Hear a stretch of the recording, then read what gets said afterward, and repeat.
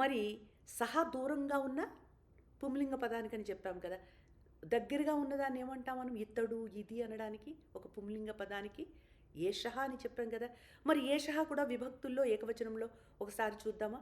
అక్కడ సహాకి ద్వితీయ తమ్ వచ్చిందని చెప్తాం. ఇక్కడ ఏతం అనొస్తుంది. దీన్ని ఏతం. అట్లా దీని చేత అక్కడ తేన వచ్చింది, ఏతేనా. దాని కొరకు తస్మై అన్నాం, మరి దీని కొరకు ఏ తస్మై. దాని నుండి అనడానికి తస్మాత్. వాడి నుండి తస్మాత్ అన్నాం కదా, మరి వీడి నుండి జాగ్రత్త, దీని నుండి జాగ్రత్త అంటానికి ఏ తస్మాత్. వాని యొక్క అనడానికి ఏమన్నాం? తస్య అన్నాం. మరి దీని యొక్క, వాడి యొక్క, దాని యొక్క అనడానికి తస్య అన్నాం. ఇక్కడ ఏతస్య, దీని యొక్క, ఏతస్య. ఓకే, ఇప్పటి వరకు షష్ఠి అయింది కదా. మరి సప్తమి అక్కడేమన్నాము? తస్మిన్, దాని యందు, వాడి యందు. ఏ తస్మిన్, దీని యందు, వీని యందు. పుంలింగం ఏ తస్మిన్. ఇక్కడ ఒక ఘటం ఉందనుకోండి, ఘట అన్నది పుంలింగాన్ని చెప్పాను కదా. ఏ తస్మిన్ ఘటే, ఈ కుండ యందు. ఏ తస్మిన్ ఘటే, గట్టే కూడా సప్తమియే వచ్చింది, గట్టే ఘటమునందు. కానీ మొదటి పాట నుండి వింటేనే కొంచెము మనము నేర్చుకోగలుగుతామండి.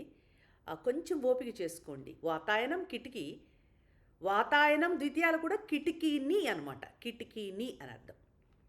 వాతాయనే కిటికీ చేత, రామేణ అన్నాం కదా, వాతాయనే. రామాయ అన్నాం అక్కడ, వాతాయనాయ అంటే కిటికీ కొరకు. మరి రామాత్ అన్నాం, రాముడి నుండి అన్నాం, ఇక్కడ వాతాయనాత్.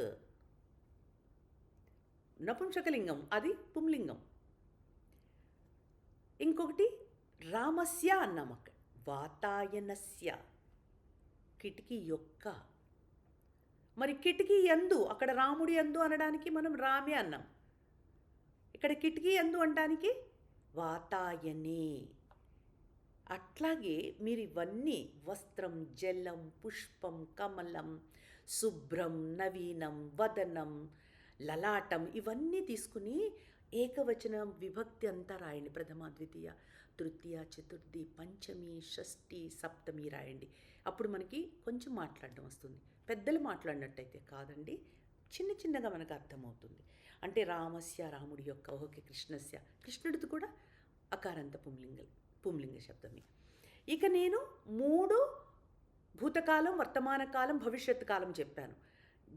భవిష్యత్ కాలంలో సర్వనామాలకి సీత, గీత, లేకపోతే సహా, అతడు, వాడు, వీడు, ఇది అనడానికి అన్నిటికి కూడా తీ వస్తుంది క్రియాంతంలో. ఏంటి?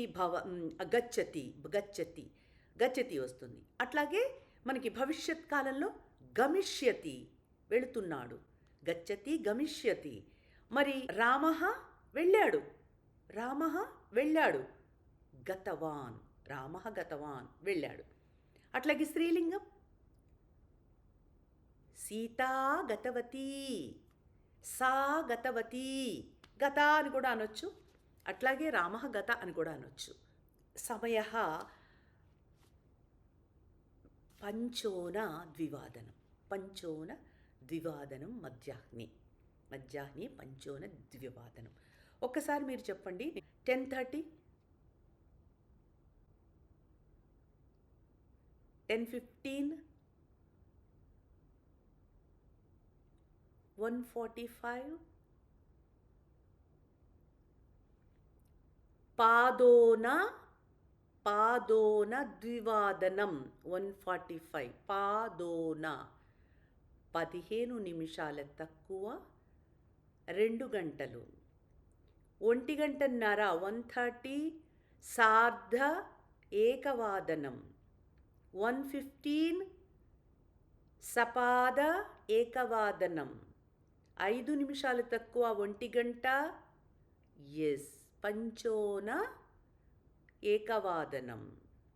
మరి 5 నిమిషాలు ఎక్కువైంది 1 గంటకి, 1కి 5 minutes ఎక్కువైతే పంచాధిక ఏకవాదనం.